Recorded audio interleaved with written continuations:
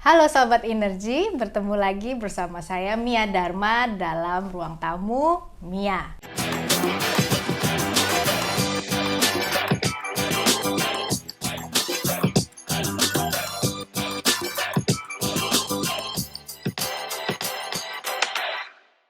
Apa kabar? Pastinya sudah mulai sibuk kembali setelah libur lebaran agak lama ya sepertinya. Tetapi senang sekali kita berbagi hari ini mengenai topik-topik yang pastinya menarik, yaitu apakah sebagai seorang pemimpin itu memang harus ada bakat atau bisa diasah. Nah, oleh sebab itu tamu saya hari ini adalah seseorang yang luar biasa, seorang penulis buku anti salah jurusan. Nah kan, tapi ini khusus untuk yang mau ngambil jurusan dalam kuliah, dalam sekolah ya, bukan mau ambil jurusan kemana gitu, naik mikrolet, enggak ya. Tapi ini adalah berkaitan dengan mengenali bakat dan potensi, dan beliau Miss Monique adalah founder juga dari Tes Bakat Indonesia. Tanpa berpanjang lebar lagi, kita undang langsung Miss Monique. Apa kabar? Kabar baik, Kamia. Aku panggilnya Miss Monique ya. Ya, Jadi boleh. kayak guru bahasa Inggris. Soalnya nggak tahu kenapa selama 8 tahun terakhir tuh aku kan terjunnya di dunia psikologi dan dunia pendidikan kan, Kamia. Jadi orang-orang tuh kalau manggil aku jadi kayak Miss Monique mungkin karena ngelihat aku sering ngajar, terutama ngajar di sekolahan. Seru, Seperti itu. seru. Emang seneng ngajar ya berarti? Emang senang ngajar. Tapi ngajar anak-anak itu maksudnya anak-anak remaja atau anak kecil? Sebenarnya aku itu gini, jadi aku tuh dulu nggak sadar kalau aku senang ngajar gitu kan, sampai aku terjun di Tes Bakat Indonesia dan kebanyakan emang ngajarnya anak remaja atau parents atau beberapa corporate. Oke. Terus salah satu tanteku cerita, "Kamu inget nggak waktu kamu SD dulu, setiap kamu libur sekolah, kamu tuh ikut aku ngajar anak TK?" Masa sih? Padahal aku nggak pernah punya cita-cita Oke. jadi guru loh. Dan ternyata aku sadar kalau kita punya passion itu bisa jadi tuh kegiatannya tuh beda-beda ya. Ternyata aku seneng ngajar tapi emang bukan ngajar di sekolah, ya kan. Jadi lebih ngajar-ngajar ke masyarakat seperti itu. Tapi ada bedanya nggak sih ngajar corporate sama anak-anak? Beda banget. Lebih seru mana tepatnya? Corporate sih kalau Lebih aku seru bilang corporate gitu. ya? Oke. Kenapa? Bukan corporate atau anak-anak deh, tapi Hmm, lebih enak ngajar orang yang usianya sudah lebih dewasa. oke. Kenapa? Karena kalau yang usianya sudah lebih dewasa, biasanya mereka itu memang punya keinginan untuk majunya kan tinggi. Oh, iya, Jadi iya, iya, benar-benar iya. kita ngajar, dia nyatet, dia exciting, dia Mm-mm. bawa pulang, dia melakukan perubahan hidup. Mm-mm, Tapi mm-mm. kalau pas anak remaja ini challenge banget. Jadi kalau Mm-mm. kita nggak bisa pakai bahasa yang relate ke mereka, nggak bisa bikin kegiatan yang seru, itu attention span-nya mereka tuh paling cuma Langsung, 15 sampai 30 menit. benar, Setelah benar. itu aku bakal ngelihat tuh anak-anak yang goler-goleran di lantai gitu kan ya, Aduh, aduh, nyebelin aduh, banget aduh. kan ya. Terus kita pengen ikut Kayak, goler-goleran. aduh, gitu kan. Diapain nih ya? Jadi kalau menurut aku tuh udah pernah kayak ngajar tuh dari mulai yang anak TK, SD, Mm-mm. itu perlu benar-benar banyak banget kegiatannya dan pakai bahasa yang sangat sederhana dan Heeh, tidak heeh. bisa terlalu lama. Oke. Bahkan sebelum ngajar tuh harus ada nyanyi-nyanyi dulu, main games dulu, kalau enggak mood-nya nggak kebangun. Benar, benar. Dan ketika ngajar itu paling cuma bisa yang benar-benar maksimal tuh 15 sampai 20 menit. Oh gitu? Ya, kalau anak remaja itu mungkin, di bawah 1 jam. Nah, kalau Oke. untuk yang sudah dewasa ya, Heeh. kayak anak mahasiswa, dewasa muda Mm-mm. gitu, kalau itu biasanya kan kalau mereka ikut workshop karena mereka ingin. Nah, itu biasa Mm-mm. adalah market atau kalangan masyarakat tuh yang paling bikin pembicara senang karena mereka sangat atentif, karena Ya. bukan karena dipaksa, Karena mereka mau ya. karena mereka mau, Oke. seperti itu. Nah, Miss Monique, kita kan tadi sedikit banyak Miss Monique udah cerita kesibukannya ya. Tapi boleh cerita sedikit nggak sih dengan Tes Bakat Indonesia ini? Boleh cerita sedikit apa sih yang dilakukan oleh Tes Bakat Indonesia ini?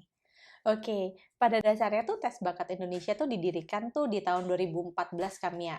Ini Oke. tuh berdasarkan dari my personal passion gitu ya, dari passion pribadi aku. Jadi dulu ceritanya itu, nah aku pengen jadi psikolog. tapi orang tua aku nggak kasih. Akhirnya aku Oh, ngambil jurusan yang paling banyak anak Indonesia ambil kalau lagi bingung apa? Ya, ekonomi. ekonomi. Nah, setelah aku jalanin berkarir kurang lebih tuh hampir 9 tahun dan aku ngerasa this is not I want for my life. Aku nggak pengen hidup tuh kayak cuma numpang lewat aja. Akhirnya aku harus berpikir kreatif. Bagaimana aku tetap bisa berkiprah di dunia psikologi sesuai dengan passion aku. Aku dirikan tes bakat Indonesia. Nah, jadi tes bakat ini tentunya aku bukan jadi psikolognya ya, Nah. tapi menggunakan keilmuan aku di bidang ekonomi menjadi apa namanya CEO-nya untuk running tes bakat Indonesia. Apa yang kami kerjakan? Pada dasarnya aku tuh punya mimpi kami ya. Sadar nggak kita merdeka tuh udah lebih lama dari negara-negara tetangga, ya kan? Tapi kok secara ekonomi tertinggal, ya kan? Apa karena kita merdekanya kecepatan, gitu kan ya? Jadi aku berpikir visinya kalau tes bakat Indonesia ini kita mau membantu orang-orang untuk bisa lebih mengenal dirinya supaya mereka bisa lebih maksimal dalam kehidupannya. Hopefully ketika mereka berkarir nantinya pun akan lebih perform. Jadi otomatis kalau orang berkarir lebih perform, ekonomi bangsa juga maju ya secara efek domino. Jadi yang kita lakukan terdiri dari 2 pilar. Assessment mulai dari anak TK SD biasanya TK udah ya, udah bisa bisa ya. untuk melihat minat bakat mereka dari kecil, ya kan, untuk milih kurikulum sekolah.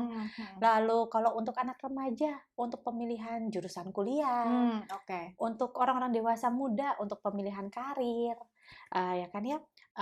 Dan pilar kedua adalah training. Karena dengan training ini juga kita membantu orang untuk menjadi diri mereka yang lebih maksimal, diri mereka yang lebih baik, mereka jadi punya skill yang lebih unggul. Nah, itu sih yang dilakukan di tes bakat Indonesia kami ya. Nah, kalau tadi bicara mengenai kan tes bakat Indonesia atau tes bakat lah.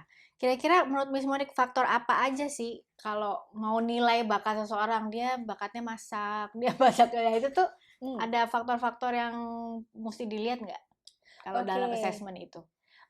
Jadi sebenarnya bagaimana sih cara kita bisa tahu ya bakat seseorang apa? Sebenarnya itu ada beberapa tahap.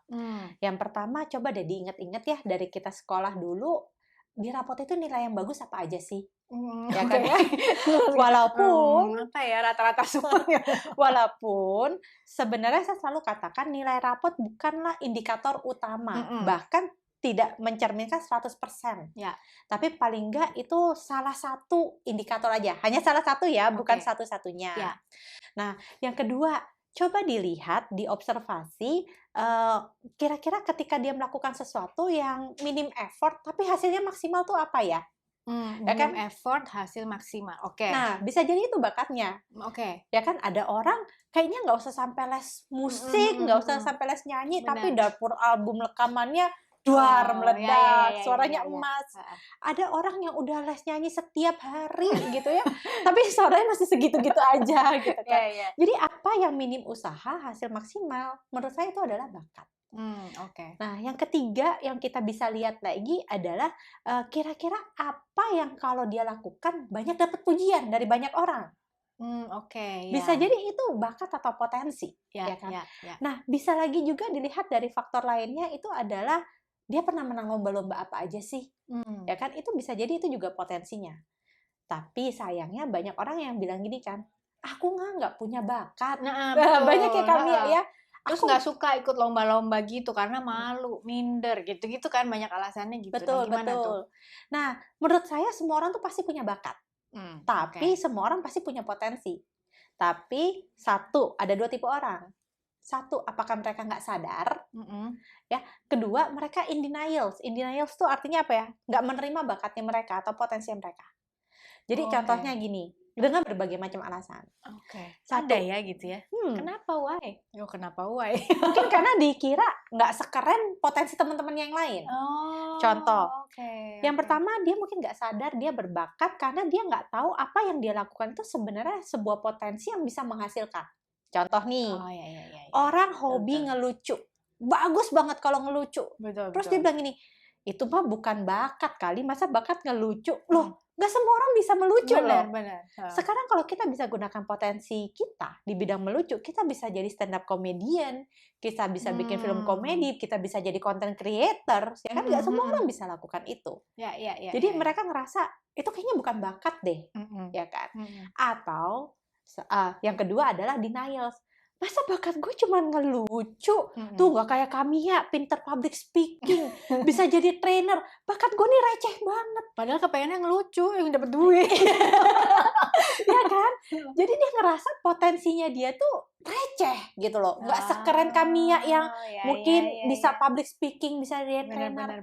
Padahal kalau kita tahu, sereceh apapun potensi itu, potensi kan adalah benih ya kami ya. Betul. Kalau benih itu kita taruh di tanah, kita kasih pupuk, kita siramin, berbuah juga nggak? Benar. Berbuah juga. Tetapi kalau benih ini kita taruh di tanah, nggak diapa-apain, itu namanya bukan ditanam, namanya dikubur. Dikubur, ya pasti mati, nggak jadi apa-apa gitu kan.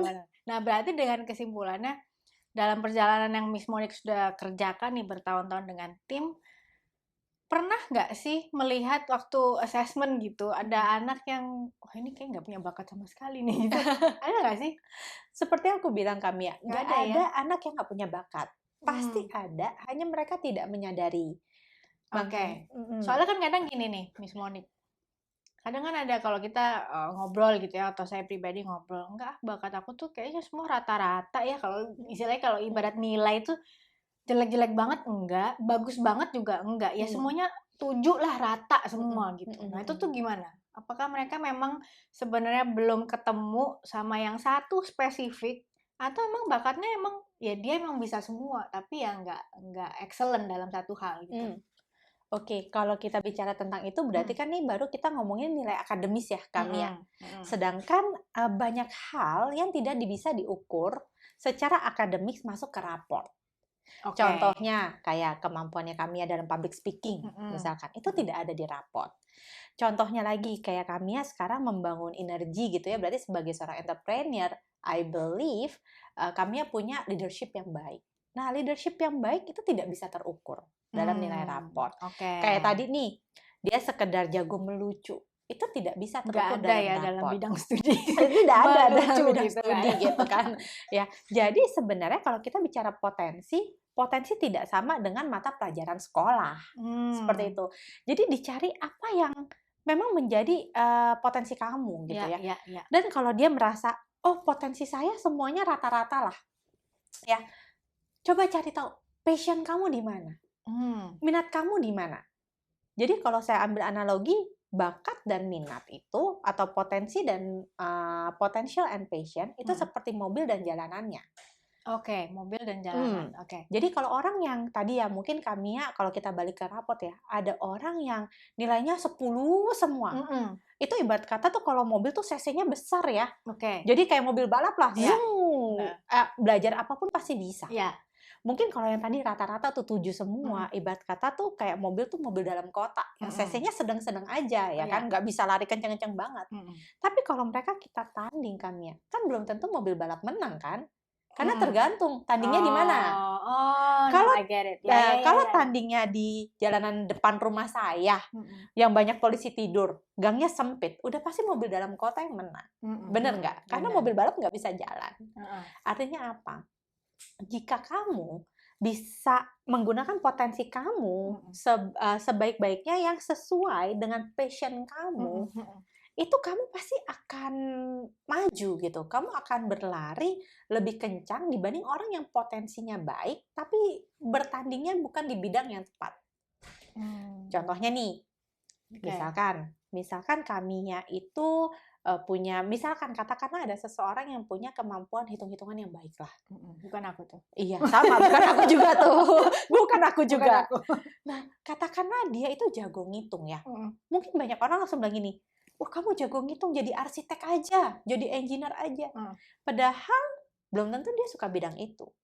Orang yang jago ngitung, kalau suka dunia psikologi, bisa masuk ke psikometri atau pembuatan alat ukur. Orang yang jago ngitung, suka dunia IT, bisa jadi seorang komputer programmer. Ya kan? Orang yang jadi nggak cuma sekedar kalau jago ngitung mesti masuk accounting gitu ya. Iya. Ngitung apa dulu? Ngitung apa dulu? Ngitung dosa orang maksudnya kemana? Iya, benar-benar. Oke. Ya, Oh, jadi nah di sinilah sahabat energi saya merasa I wish ya saya ketemu Miss Monique ini jauh sebelum ini ya. Jadi saya tahu nih bakat saya apa sebenarnya. Atau saya berharap anak-anak saya bisa ketemu Miss Monique satu hari nanti ya, supaya mereka juga terbantu. Karena itu tadi bahwa yang saya dapetin highlight dari yang pembicaraan di awal, kita bilang bahwa potensi itu tidak sama dengan mata pelajaran. Ya, bisa aja ya namanya mata pelajaran di sekolah kayaknya semua rata-rata, tapi mungkin bukan berarti dia bodoh atau emang nggak bisa gitu ya, karena mungkin pasti mereka ada potensi-potensi yang lain yang saat itu tidak dinilai dalam mata kuliah atau mata sekolah gitu, mata pelajaran gitu ya Miss ya maksudnya. Betul. Wow.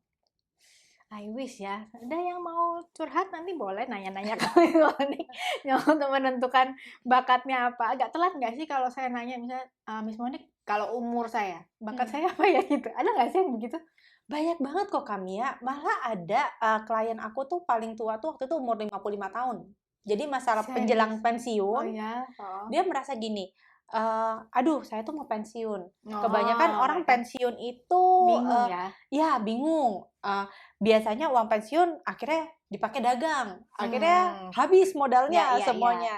Jadi mereka melakukan assessment dan kita arahkan sih. Sebenarnya untuk masa pensiun nih kalian itu benar. lebih baik ke arah mana? Entah untuk pencarian hobi kah, entah Iya. untuk memulai sesuatu yang baru, untuk Iya. menimbulkan karya baru. Karena bukan berarti mereka sudah bekerja berpuluh-puluh tahun itu mereka apa istilahnya bekerja sesuai potensinya ya. Betul. Karena mungkin memang pekerjaan yang didapatkan saat itu ya bidangnya itu ya. Ya, dan juga banyak sekali anak-anak dewasa muda ya yang sekitar umur 30 sampai 35-an, biasanya kan mereka tuh lagi galau-galaunya ya. Nah, dan survei kan juga mengatakan 70% orang tuh basically nggak happy sama karirnya. Mereka merasa terjebak di karir yang salah. Jadi mereka datang ke kami, lalu kami bantulah dengan melakukan assessment dan juga konsultasi, konseling, supaya kita bisa membuat planning step by step untuk sampai mereka tuh bisa pindah industrinya. Seperti itu. Oke, wow. Wow, saya sampai bingung mau nanya apa lagi. Karena sebenarnya banyak hal yang ingin ditanyakan berkaitan ya itu tadi mengenali bakat dan potensi. Tapi kayak tadi Miss Monique udah jelasin, ternyata nggak ada usia ideal ya. Atau ada, memang sebenarnya gini, kalau boleh ditanya, paling ideal itu umur berapa sih seseorang itu udah mengenali lah bakatnya apa atau potensinya apa?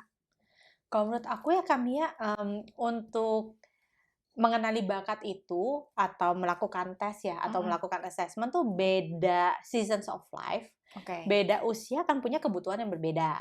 Misalkan nih, kalau kayak anak saya yang usianya tuh baru 5 dan 8 tahun saat ini, itu aku melakukan tes ke mereka supaya aku tahu kira-kira anak ini tuh perlunya saya beliin mainan apa yang menstimulasi dia punya potensi dasar.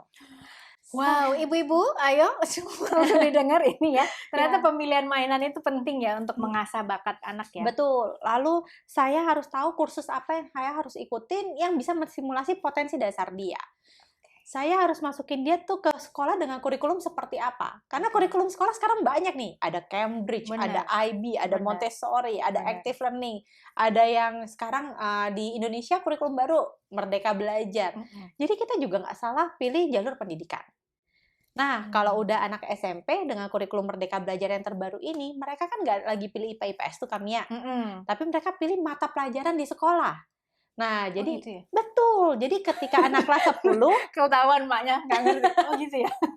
Ketika nanti anaknya kelas 10 nih, sebelum dia naik kelas 11, dia akan pilih. Oh, saya cuma mau ikut pelajarannya, misalkan pelajaran wajib ada, tapi elektifnya nih apa? Misalkan saya maunya kimia, fisika, sama akuntansi, saya nggak mau ngambil biologi, bisa nggak? Bisa aja, sekarang sah-sah aja. Artinya ketika enak banget ya sebenarnya. Betul. Nah, artinya ketika dia kelas 10, paling nggak kita bisa melakukan tes minat, melihat dia minatnya di mata pelajaran apa. Kalau anak kelas 11, anak kelas 12, melakukan assessment untuk pemilihan jurusan kuliah. Karena sekarang jurusan kuliah 1.800 banyak ya Kamia, banyak banget. Ya kan?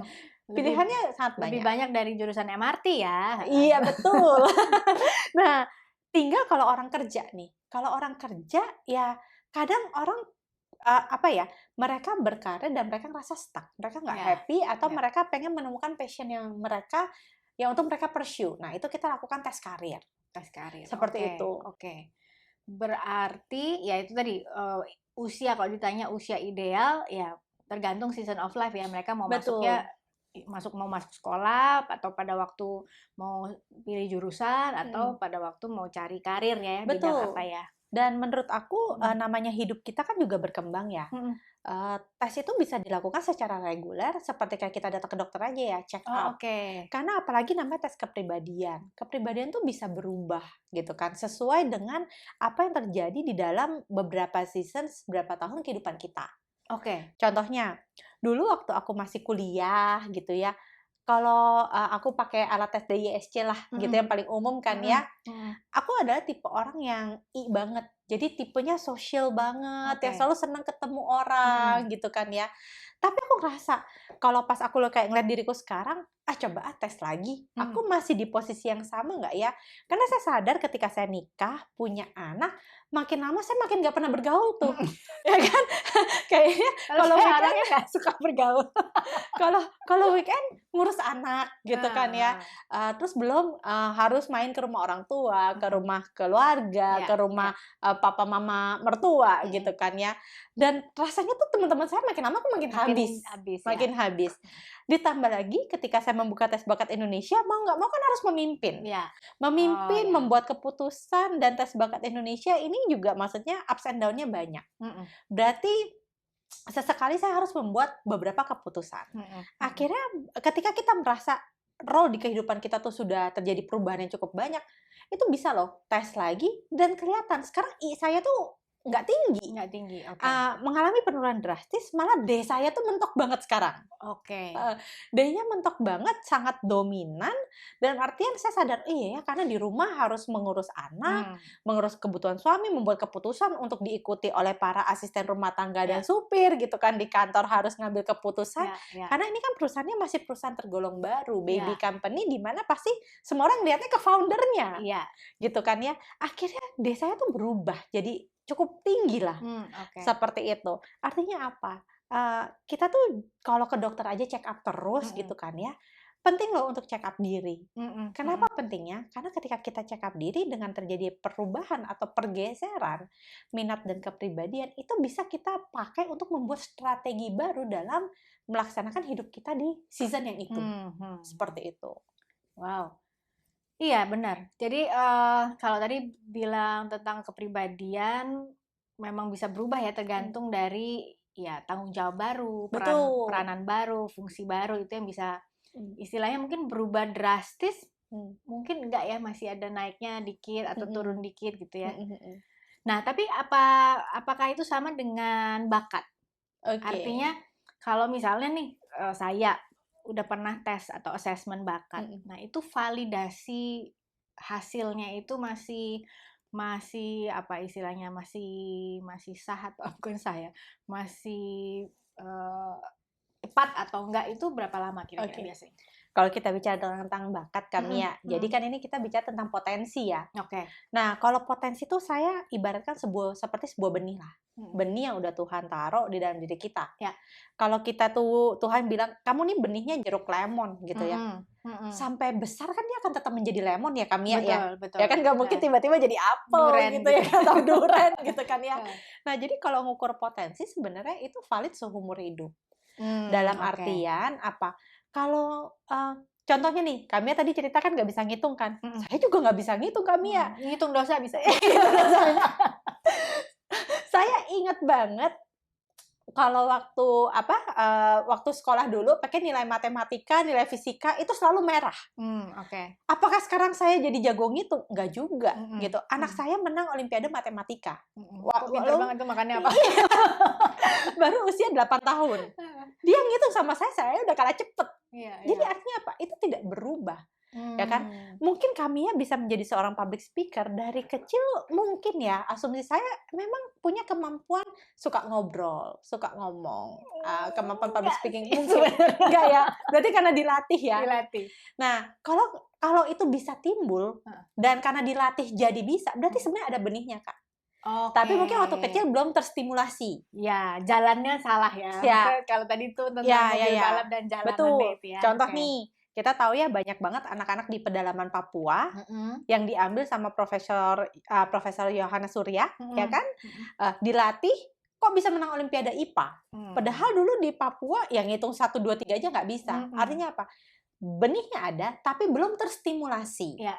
Ya kan? Jadi harusnya kalau potensi itu dia menetap. Gitu kan? Oke. Nah, bisa nggak berubah? Bisa, karena beberapa faktor. Biasanya satu, itu kalau misalkan menggunakan drugs. Nah, kalau menggunakan drugs itu kan menghancurkan beberapa sel syaraf di otak. Jadi kalau dites IQ-nya pasti jumlah nilai IQ-nya akan turun tuh. Wow. Ya. Yang kedua itu kalau misalkan biasa ibu-ibu nih ya, ya setelah melahirkan. Benar. Jadi secara sains ternyata jadi kita wanita setelah melahirkan itu pun katanya secara sains itu ada beberapa sel-sel dan syaraf-syaraf yang terputus. Jadi biasanya kalau dicek lagi IQ-nya agak turun sedikit. Bentar ya. Aku udah pengen ketawa menertawakan diri sendiri. Atau mengasihani diri sendiri. Harus gitu ya pengorbanan kita ini. Yang terakhir ya mungkin kalau kita usianya sudah lanjut tua gitu ya. Udah lanjut tua kan pasti ada degradasi ya. Tetapi kalau misalkan kita di tarafnya normal ya, maksudnya anak sekolah di kota besar, berarti sudah cukup terstimulasi gitu. Harusnya apa menjadi kekuatan dia akan sampai besar tuh terbawa menjadi kekuatan dia. Seperti itu. Apa yang menjadi kelemahan dia? Contoh deh kayak aku nggak bisa nyanyi sama sekali. Ya. Jadi waktu kecil tuh papaku, adik-adikku semua masuk dapur rekaman. Tapi aku nggak bisa nyanyi. Nah, sampai papaku tuh ngelesin aku di guru vokal, ganti dua gurunya yang mengundurkan diri. Masuk dapur mereka. Dapur beneran. Bukan muridnya yang minta berhenti, gurunya yang minta berhenti. Sampai yang terakhir papaku tuh bawa aku ke Kaberta. Siapa sih yang nggak kenal Kaberta di Indonesia ya, mencetak banyak diva. Dites sama Kaberta cuma ke papaku gini, Pak ini anak nggak ada bakat nyanyi lah udah gitu kan. Jangan bikin album rekaman, album foto aja. Bener. Jadi artinya apa? Ya aku nggak punya benih di sana, jangan dipaksakan. Jadi kalau ditanya apakah potensi berubah, seharusnya potensi itu menetap, karena itu dia sifatnya benih. Lemon nggak akan jadi jeruk kok, tidak akan jadi apel kok. Memang sangat amat tergantung dengan stimulasi juga. Iya. Jadi penting banget untuk mencari tahu potensi kamu tuh apa dan hargai potensi kamu. Jangan anggap tadi yang saya bilang receh lah, nggak sekeren dia lah, cuman begini doang lah. Hargai potensi kamu. Aku banyak salah kayaknya. Apalagi tadi itu, waduh luar biasa ya. Seorang ibu ternyata pengorbanannya benar-benar ya. Karena menurunkan IQ sendiri. Jadi luar biasa. Nah ini lanjut kepada tadi nyambung Miss Moni tadi cerita. Ada klien yang memang usianya udah 50-an ke atas ya. Betul. Untuk tahu dia masa pensiunnya mesti ngapain. Nah, dari pengalaman Miss Monik nih dengan tim, pernah nggak yang mereka datang gitu usia yang lebih dari mungkin 50 atau di atas 40 terus baru kaget-kagetan gitu. Oh, ternyata saya punya bakat ini ya gitu. Biasanya sih mereka itu datang ke saya tuh ada 2 jenis orang. Apakah ingin mencari konfirmasi diri? Oh iya benar, ternyata emang aku suka kesini loh. Ya udah deh aku pursue. Atau memang kaget. Oh iya, kok nggak kepikir ya? Contoh, kita sarankan, misalkan ternyata dia punya minat di psikologi yang sangat tinggi, gitu ya. Jadi kita sarankan dia, nggak mungkin dong kita sarankan jadi psikolog, gitu kan? Itu kan harus menempuh jalur akademik aja 7 tahun. Jadi kita lebih sarankan tuh jadi kayak konselor, gitu, mungkin marriage consultant, atau di komunitas-komunitas. Dan mereka nanya gini, kok di alat ukurnya ternyata saya paling tinggi minatnya psikologi, saya nggak pernah mau jadi psikolog. Bahkan mungkin kerjaannya juga nggak ada hubungan sama psikologi gitu kan. Terus aku tanya, kamu kalau di komunitas kamu senang nggak sih kamu tuh kayak jadi tempat curhatnya orang-orang, membantu orang dengan masalah mereka. Senang gitu kan. Nah, itu kan pekerjaannya psikolog, saya bilang. Cuman apakah kamu harus menjadi seorang psikolog? Kan nggak tentu juga. Bisa aja kamu jadikan gaya hidup kamu, atau kamu mengambil intisari aktivitasnya. Nggak harus jadi profesinya. Betul. Profesi. Ya. Jadi banyak orang tuh yang pas lihat hasilnya tanya, kok saya psikologi? Saya nggak pernah kok mau jadi psikolog. Nah, ternyata dia menyukai kegiatan-kegiatan di dunia psikologi. Kayaknya aku udah mulai tahu sih. Nanti kalau pensiun aku mau ngapain. Investigasi. Temponya tinggi ya, Kak. Tanpa harus jadi investigator ya. Iya. Oke. Jadi memungkinkan ya untuk di atas 30 bahkan 40 itu untuk mengenali kembali atau mungkin yaitu mengafirmasi dan mengkonfirmasi, oh ternyata benar kok selama ini yang saya suka tuh emang ini gitu ya. Jadi itu memungkinkan. Jadi karena terus terang kalau saya berpikir tes bakat itu ya buat anak-anak yang ya itu tadi mau pilih jurusan, tahu bakat dan potensinya di mana gitu ya. Nggak kepikir sih memang kalau yang mau pensiun gitu. Which is good ya teman-teman energi, sahabat energi. Kalau lagi kepikiran, karena baru dari beberapa hari kemarin saya ada teman yang bicara, saya kayaknya pengen pensiun dini deh gitu kan.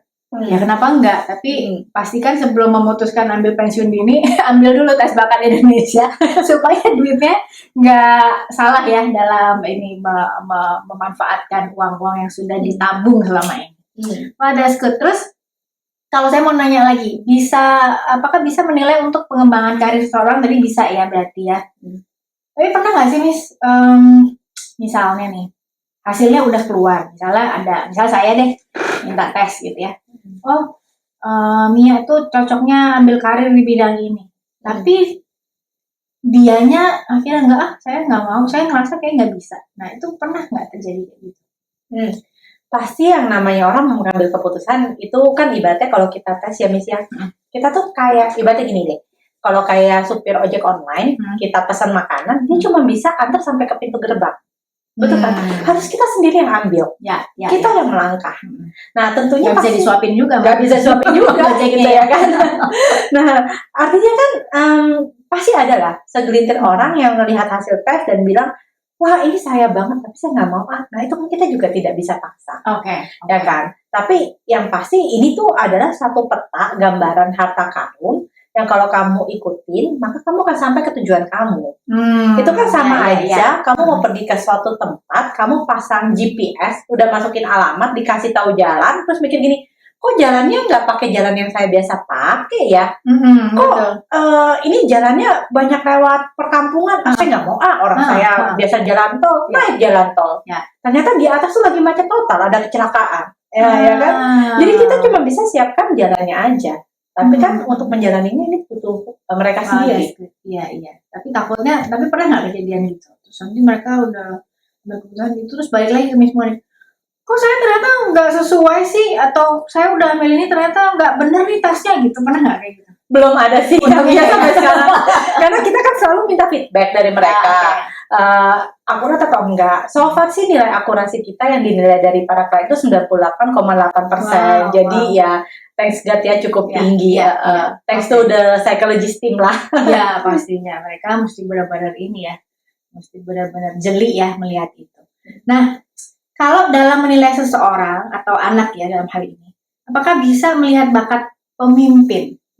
Dari misalnya dari kecil lah ibaratnya kita tuh bisa lihat nggak sih? Atau mungkin dalam hasil itu tes bakat itu bisa kelihatan nggak dia punya potensi pemimpin as a leader gitu? Oke. Kalau untuk melakukan melalui alat tes ya kami ya, itu kalau untuk anak kecil tentunya kita belum ada alat ukur untuk mengukur kepemimpinan pada diri anak kecil. Biasanya itu kita akan pakai itu untuk assessment yang di corporate. Misalkan mau ngangkat manajer, ya kan, mau ngangkat direktur, dia ada nggak sih bibit-bibit kepemimpinannya. Nah, tetapi kalau dari anak kecil itu kita bisa lakukan observasi kan ya. Observasi bagaimana sang anak ini bisa memimpin dirinya sendiri, bisa memimpin di kalangan teman-temannya. Karena aku ingat banget, waktu itu aku pernah ngajar jadi guru SD kelas 1, ada satu muridku ini tuh leadership-nya bagus banget. Jadi kalau kelas sudah berisik, aku panggil dia. Say, sini Say, tolong nih Say. teman-temannya disuruh diem ya, dia cuma butuh waktu 5 menit, panggilin temennya satu-satu, suruh duduk rapi. Gimana anak itu sekarang? Saya butuh juga. Kita guru udah teriak-teriak, time up, be quiet, mereka masih berisik. Gitu saya panggil murid ini gitu ya, kamu kesini ya, suruh teman-teman diem, gak nyampe 5 menit diem. Jadi leadershipnya sangat tinggi. Walaupun secara akademik anak ini tuh rendah sekali Biasa, gitu ya kan, ya. biasa banget. Tapi saya bilang ke orang tuanya, anak ibu leadershipnya tinggi sekali ya. Nah itu kalau tanpa alat ya, sorry aku putus.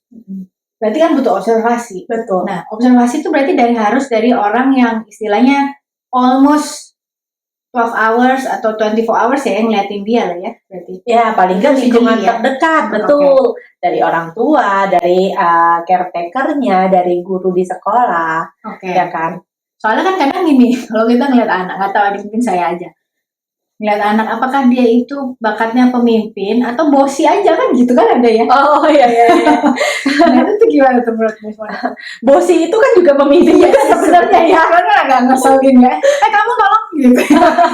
Nah ya, itu mungkin kalau di anak kecil yang perlu adalah kita berikan berikan mereka batasan antara antara bosi dalam artian jangan sampai kan mentalitasnya gitu ya. Jadi tidak menghargai orang lain, mana yang harus dia delegasikan, mana yang harus dia kerjakan sendiri. Seperti itu kan. Jadi itu lebih ke arah karakter building, di mana kita memberikan batasan. Mana nih yang menjadi tanggung jawab kamu, dan mana memang pekerjaan yang bisa kamu delegasikan ke orang lain. Ya, tapi potensi as a leadernya sebenarnya ada, tinggal diasah karakternya, mungkin social skillnya gitu ya, untuk memahami orang dan posisi orang gitu ya. Betul. Wow, that's good. Iya kan, kadang terus ada tipe anak yang nurut aja kan, disuruh-suruh gitu kan, ada juga ya, jadi kayak kesiannya dibully gitu. Nah, kalau misalnya nih, Miss, kalau tadi di Miss Monik bilang bahwa di corporate itu ada alat tes untuk menentukan untuk melihat lah, ibaratnya dia tuh punya potensi untuk memimpin atau enggak. Tapi kalau memang ternyata setelah di assess itu nggak ada atau minim lah, kira-kira bisa di develop nggak sih? Karena mungkin bisa aja kan, karena kebutuhan dari perusahaan, mau nggak mau dia harus orang yang tepat nih, tepat atau nggak tepat, mungkin harus dia yang jadi pemimpin. Nah itu mungkin nggak sih untuk di develop itu? Bisa banget dong. Bisa ya. Ya kita tentu bisa develop melalui training ya kami ya. Kan menurut aku gini, yang namanya leadership, yang namanya potensi, itu kan tadi benih tuh. Ya, kalau kita nggak bisa ngitung, diapain pun tetap nggak bisa. Tapi yang namanya leadership, ini adalah karakter, kepribadian. Namanya sebuah karakter atau kepribadian itu pasti bisa di-develop melalui training. Kan trainingnya ada energi ya, Kak. Jadi di bawah ini. Ya, kan bisa datang. Itu bisa melalui training. Itu bisa dipelajari. Caranya gimana? Satu, ikut-ikut workshop. Kedua, yang namanya leadership itu kamu job shadowing deh.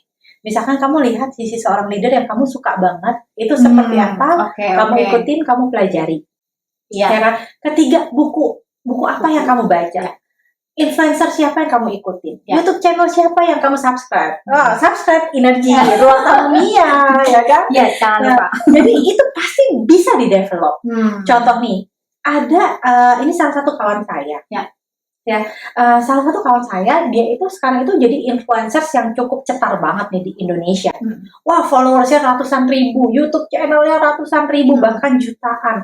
Satu bulan itu dia jadwal manggungnya untuk ngajar itu banyak banget. Ternyata dia orang yang sangat introvert.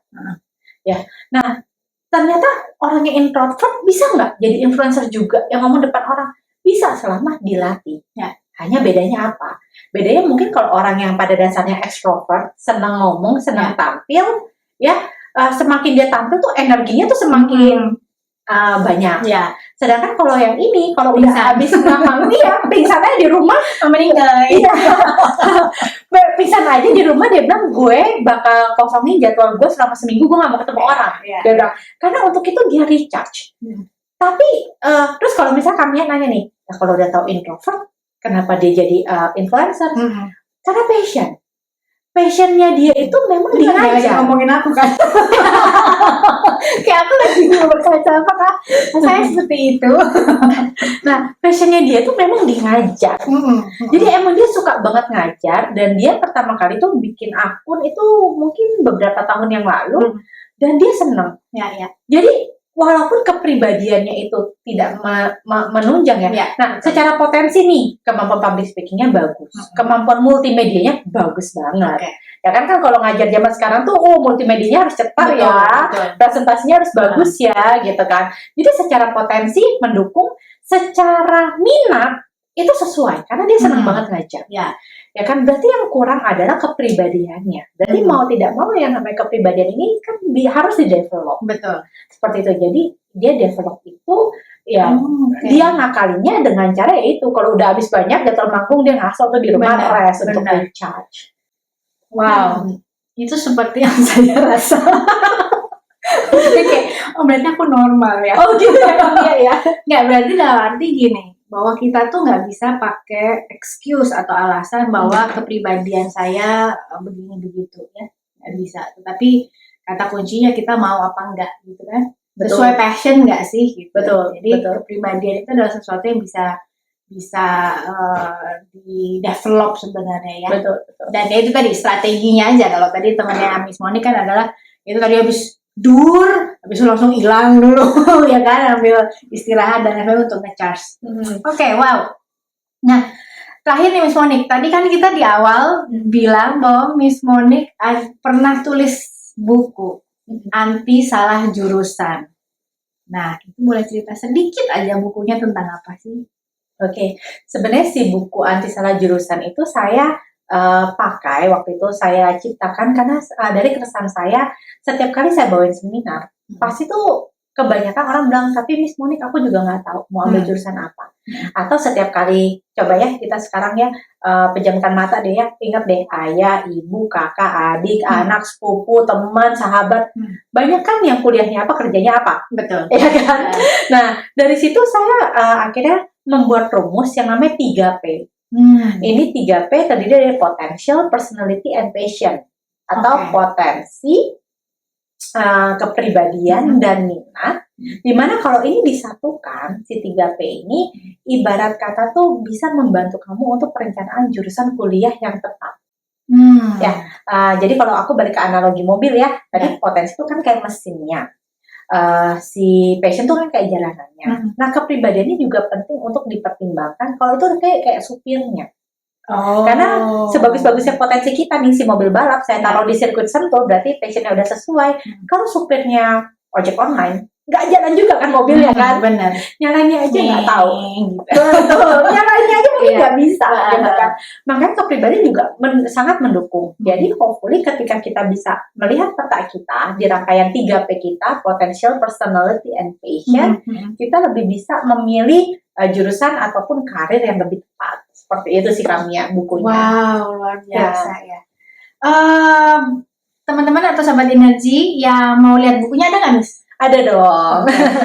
Nah, jeng ini langsung lihat tadi bukunya ya. Boleh lihat nanti. Nah, ini teman-teman sahabat energi kalau mau cari buku Anti Salah Jurusan, kalau misalnya punya anak, ya kan, kemudian ponakan, tetangga yang lagi bengong-bengong bingung mau pilih jurusan, nih kasih buku ini ya.